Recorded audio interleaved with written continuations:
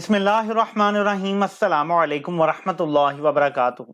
इस पूरा शोभ दौर में जब पाकिस्तान अपने बदतरीन दौर से गुजर रहा है, 71 बहुत पीछे रह गया है, हम उससे बहुत आगे चले गए हैं। उसकी वजह यह है कि तब मशरकी पाकिस्तान में ये सब हो रहा था, मगरबी पाकिस्तान में ऐसा कुछ नहीं हो रहा था। तो कुछ करता धरता जो थे उनको ये था कि कम से कम बड़ा हिस्सा हम बचा लेंगे, लेकिन जो अब टर्मोइल है, जो अब सूरत हाल है, बचाने के लिए कुछ भी नहीं बचा, हर चीज एट स्टेक है। ऐसे में जस्टिस उमरता बंदयाल साहब ने बड़े इम्तिहान में डाल दिया है चंद इनकलाबी जजेस को। काजी फायद ईसा साहब अगले चीफ जस्टिस हैं और सबका ये मानना था, जो पिछले 3-4 साल से इनको प्रॉप कर रहे थे, कि ये सिविलियन बालादस्ती के लिए खड़े होने वाला जज है, एंटी इस्टेब्लिशमेंट जज है। तो वक्त आ गया साबित करने का। सिविलियन का गैर सिविलियन अदालतों में ट्रायल केस कल 11:45 पे लग गया है और इसमें जो बेंच बना है वो बड़ा इंटरेस्टिंग है। मैं आपको बताता हूं कि वकला कौन कौन से होंगे और इसकी आउटकम क्या हो सकती है, क्योंकि बेंच देख के कुछ मूड समझ आ रहा है। जस्टिस उमरता बंदयाल साहब लीड करेंगे इस बेंच को। दूसरे नंबर पे जस्टिस काजी फायज ईसा। मेरे ख्याल में जब से उमरता बंदयाल साहब आए हैं शायद किसी एक आध बेंच में उन्होंने बिठाया है, वरना किसी बेंच में काजी फायज ईसा साहब नहीं बैठे। जस्टिस काजी फायज ईसा उमरता बंदयाल के साथ बैठेंगे, ये भी एक नया फिनोमिना हमें नजर आएगा। उसके बाद जस्टिस सरदार Tariq Masood, justice Ijajul Ehsan, justice Syed Mansoor Ali Shah, justice Munib Akhtar, justice Yahya Afridi, justice Mazahir Ali Akbar Naqvi और जस्टिस आयशा ए मलिक। इसमें अगर आप तरतीब देखें तो बिल्कुल टॉप 7 एटलीस्ट जो हैं, 9 जो मेंबर बेंच है उसमें सीनियरिटी की बुनियाद पे हैं, यानी एक के बाद एक जो सीनियर मोस्ट बनता जाता है उसको सबको बेंच में रखा गया है और ये जबरदस्त फैसला किया गया है। 9 रुकनी बेंच है।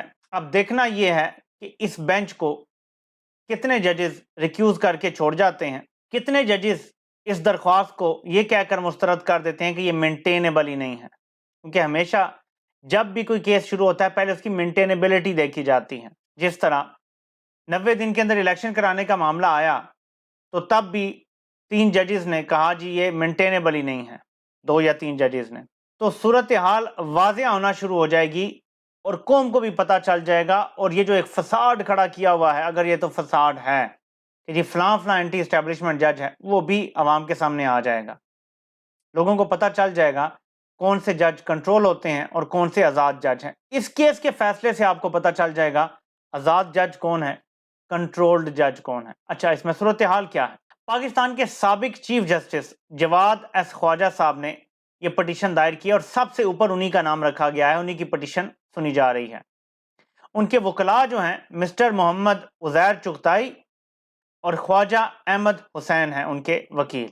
उसके बाद दूसरे नंबर पे जो पटिशन है वो है एहतजाज एहसन साहब की, और इसमें उनके वकील हैं मिस्टर अरशद अली चौधरी और सरदार मोहम्मद लतीफ़ खान खोसा साहब। तीसरे नंबर पे करामत अली एंड अदर्स, उन्होंने ये किया है और इसमें इनके वकील हैं अहमद नवाज चौधरी और फैसल सिद्दीकी। इसके बाद चौथे नंबर पे इमरान खान की पटिशन है जिसमें उनके वकील हैं सैयद रफाकत हुसैन शाह और दूसरे नंबर पे हैं मिस्टर हामिद खान। तो ये हैं टीम्स, यानी 4 पटिशन हैं जिनको इकट्ठा करके सुना जा रहा है, क्योंकि ये सिमिलर पटिशंस हैं। आइन की सिमिलर शिकों को इस्तेमाल करके ये पटिशंस बनाई गई हैं। फेयर ट्रायल का जो हक है आवाम का, वो सब में तकरीबन मेंशन किया गया है। जो आर्मी एक्ट है उसके हवाले से भी तकरीबन सेम ही लाइन ली गई है। तो ये इकट्ठी करके ये अब सुना जा रहा है। इसमें से निकल के क्या आएगा अब मैं आपको बताता हूँ। 2-3 सूरतें हैं, क्योंकि इलेक्शन तो नहीं करवा पा रहे, लेकिन मैंने आपको एक चीज बताई थी कि शायद उमरता बंदयाल साहब एक मिनिमम अपने दिमाग में गोल सेट कर चुके हैं कि देखो मेरे पास जोर जबरदस्ती तो है नहीं, बंदूक है नहीं, इलेक्शन तो नहीं मैं करवा सकता, ऑर्डर भी दूंगा मान नहीं रहे, पहले भी दे चुका हूं नहीं माना, लेकिन किसी को नाजायज सजा होने से बचा सकता हूं, क्योंकि जेल में तो रखा जा सकता है किसी को, लेकिन जब मुल्क की सुप्रीम कोर्ट कह दे कि यह सजा कालादम है तो सजा कालादम होती है, फिर कुछ नहीं किया जा, सजा नहीं बहाल की जा सकती।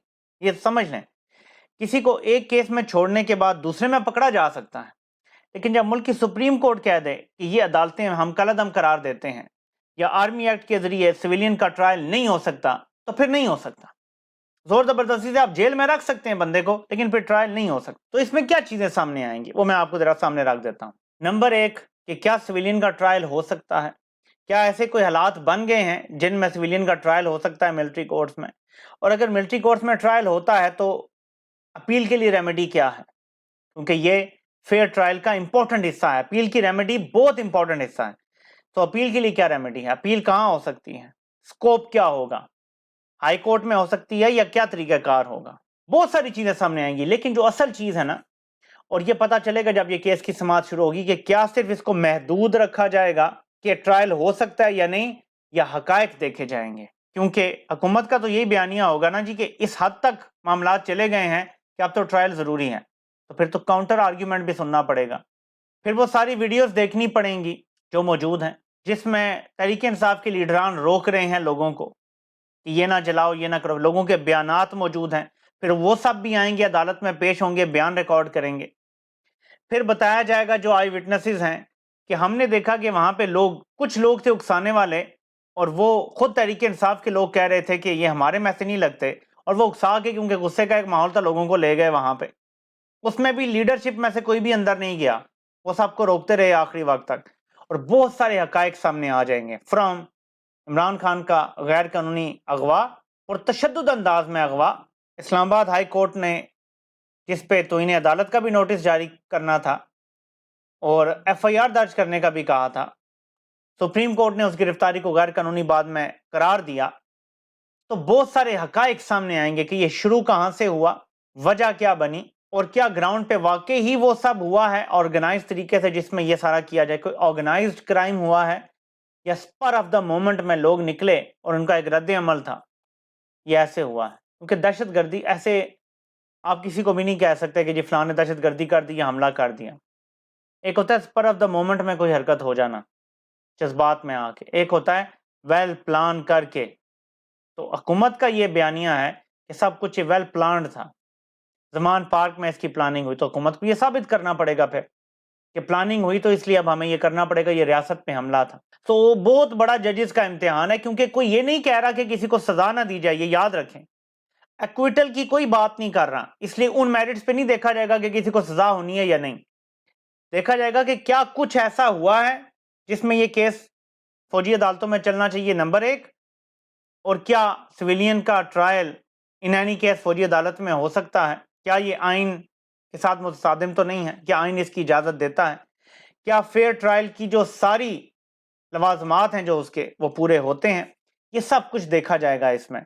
تو اس کا سکوپ بہت بڑا بھی ہو سکتا ہے، اور یہ بھی ہو سکتا ہے کہ ججز اس کا سکوپ بہت محدود رکھیں گے. جی ہم صرف دیکھیں گے کہ سویلین کا ٹرائل ملٹری کورٹ میں ہو سکتا ہے، اینی کیس کچھ بھی ہو جائے صورتحال، کیا سویلین کا ٹرائل ملٹری کورٹ میں ہو سکتا ہے یا نہیں، تو یہ بھی دیکھ سکتے ہیں. بظاہر ایسا نظر آتا ہے بظاہر کہ ججز کے لیے بڑا مشکل ہوگا، کیونکہ یہ ریپوٹیشن کا بھی مسئلہ ہے. ایون قاضی فائز صاحب نے آگے چیف جسٹس بننا ہے. یہ وہ جج صاحب ہیں جو دھرنے کرانے کے بھی خلاف تھے کہ ادارے دھرنے کیوں کرواتے ہیں. اب وہ کیسے ہی جسٹیفائی کریں گے قاضی فائز صاحب جنہوں نے آگے چیف جسٹس بننا ہے کہ جی ہاں سویلین کا ٹرائل آپ ملٹری کورٹ میں کریں، جبکہ اس کو کوئی آئینی تحفظ بھی نہیں ہے. جب پہلے ہوتے تھے تو ایک آئینی تحفظ تھا، وہ آئینی تحفظ 2019 میں ختم ہو گیا ہے. اب یہ کیسے ہوگا؟ یہ عدالت نے فیصلہ کرنا ہے. 9 ججز کا اور سینئر ترین ججز کا بینچ ہے یہ. اس میں سے زیادہ تر وہ ہیں جنہوں نے مستقبل میں چیف جسٹس بننا ہے، جیسے قاضی فائزہ نے چیف جسٹس بننا ہے، اعجاز الاحسن صاحب نے چیف جسٹس بننا ہے، منصور علی شاہ صاحب نے چیف جسٹس بننا ہے، منیب اختر صاحب نے چیف جسٹس بننا ہے، یحییٰ آفریدی صاحب نے چیف جسٹس بننا ہے، اور جسٹس عائشہ ملک صاحبہ نے بھی چیف جسٹس بننا ہے. صرف 2 ایسے ججز ہیں اس 9 میں جنہوں نے چیف جسٹس نہیں بننا، باقی سب چیف جسٹس بنیں گے مستقبل میں. اتنا ہائی پاورڈ بینچ ہے، اس کا وزن بہت زیادہ ہے. ان کا اگر فیصلہ رائٹ سائڈ آف ہسٹری پہ کھڑا ہونے والا آ گیا تو کسی کی جرت نہیں ہوگی اس فیصلے کے خلاف جانے کی. یہ اتنا طاقتور بینچ ہے. یہ سارا پروسیس جو چل رہا ہے اب اس میں اس طرح سے اچانک جب یہ کیس چل رہا ہوگا، عمران خان کو اس طرح سے گرفتار کر کے اور ان کا ٹرائل سٹارٹ کر دینا بھی ذرا مشکل ہو جائے گا.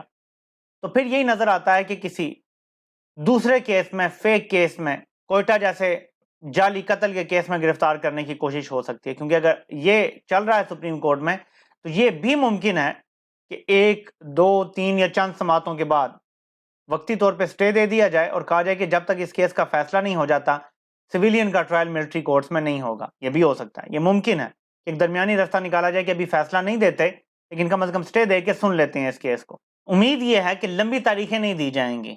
بلکہ روزانہ کی بنیاد پہ یہ کیس سن لیا جائے گا اور اس کیس کا جلد سے جلد فیصلہ کر دیا جائے گا. جس طرح ریویو پٹیشن دائر ہوئی ہوئی ہے الیکشن کیس کے معاملے میں، اس کا بھی جلدی فیصلہ ہوگا اور اس کیس کا بھی جلدی فیصلہ ہوگا، کیونکہ اس کے حوالے سے تو فیصلہ محفوظ کیا گیا ہے، پتہ نہیں آئے گا کب. تو ایک طرف وہ فیصلہ آ جائے اور دوسری طرف اس کیس میں اگر جلدی سے کوئی آرڈر جاری ہو جاتا ہے تو ایک سائے آف ریلیف ملے گا لوگوں کو. کیونکہ عمران خان کے خلاف جو چند کیسز ہیں جس میں ججز کی تبدیلی کی جا رہی ہے بڑی پھرتی سے، اس میں کسی بوگس کیس میں بس وقتی طور پہ نائل کرنا ہے کہ عمران خان ایک الیکشن نہ لڑ سکیں. وہ الیکشن سے شاید چند ہفتے پہلے، ہفتہ دو ہفتے پہلے کر دیا جائے گا تاکہ ہائی کورٹ سے بھی ریلیف نہ مل سکے.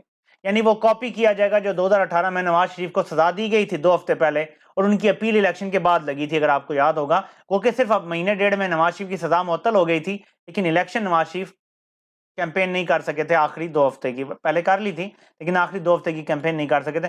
تو ماڈل تقریباً سملر ہے جو یہاں بھی استعمال کیا جائے گا اگر الیکشن میں یہ جاتے ہیں. اول تو یہ نظر آتا ہے کہ شاید انہوں نے الیکشن میں جانا ہی نہیں ہے، لیکن اگر جاتے ہیں تو پھر یہی ماڈل ہوگا کہ عمران خان کو الیکشن سے ہفتہ 2 ہفتے پہلے نائل کر دیا جائے گا اور تب شاید گرفتار کر کے جیل میں بھی ڈال دیا جائے، اگر ابھی نہیں بھی کر سکتے. ویسے گرفتاری کا ابھی کا پلان ہے کیونکہ پارٹی ٹوٹ رہی ہے. لوگ صرف اس لیے ہمت کیے ہوئے ہیں کہ عمران خان باہر ہے. ابھی تک روزانہ کوئی نہ کوئی ایسی بات کر دیتے ہیں، لوگوں کا جذبہ جو ہے وہ پھر سے زندہ رہتا ہے. امید دلائی ہوئی رکھی ہے عمران خان نے، تو امید لوگوں کی توڑنا بیسیکلی بنیادی مقصد ہے. اس کے لیے بھی عمران خان کو جیل میں ڈالا جا سکتا ہے کہ دیکھو وہ تو اب اندر چلا گیا ہے، اب تم کس لیے کھڑے ہو اس کے ساتھ. لیکن لوگ اگر ڈٹے رہ گئے تو میں آپ کو یقین دلاتا ہوں کہ تحریک انصاف کو کم از کم الیکشن جیتنے سے کوئی نہیں روک سکتا. لوگ اگر ڈٹے رہے تو ٹکٹ ہولڈرز چھپے رہے، باہر آئیں ہی نہ. صرف ان کے کاغذات جو پنجاب کی حد تک تو خیر جمع ہوئے ہوئے ہیں آلریڈی، اور صرف اس کو پاز پہ ڈالا ہوا ہے. وہ تو جب بھی الیکشن ہوں گے کم از کم پنجاب کے الیکشن تک سب کچھ فائنل ہو چکا ہے، دوبارہ کاغذات جمع کرانے کی ضرورت نہیں ہے میرے خیال میں، کیونکہ وہ سب کچھ پروسیس ہو چکا ہے. تو اگر دوبارہ بھی کروانے پڑتے ہیں تو وہی لوگ ہوں گے، وہی ڈاکومنٹ ہوں گے، ان کے وکلا وغیرہ آ کے جمع کروا دیں گے. ان کے لیے کوئی ایسا مسئلہ نہیں ہے. تصدیق کنندہ اور تائید کنندہ وغیرہ جو ہوتے ہیں وہ کروا دیں گے. کسی امیدوار کو باہر نہیں آنا چاہیے. بغیر کیمپین کے جیت جائیں گے، میں آپ کو بتا رہا ہوں، پنجاب اور کے پی میں. اگلی ویڈیو میں انشاءاللہ آپ کو بتاتے ہیں کہ عمران خان کو ان کے ایک اور قریبی ساتھی جو دھوکہ دینے والے ہیں، ان کے ساتھ عمران خان آگے کیا کرنے والے ہیں. آپ سے انشاءاللہ پھر ملاقات ہوتی ہے. اللہ پاک آپ سب کا حامی و ناصر ہو. آپ سب کے سننے کا بہت بہت شکریہ.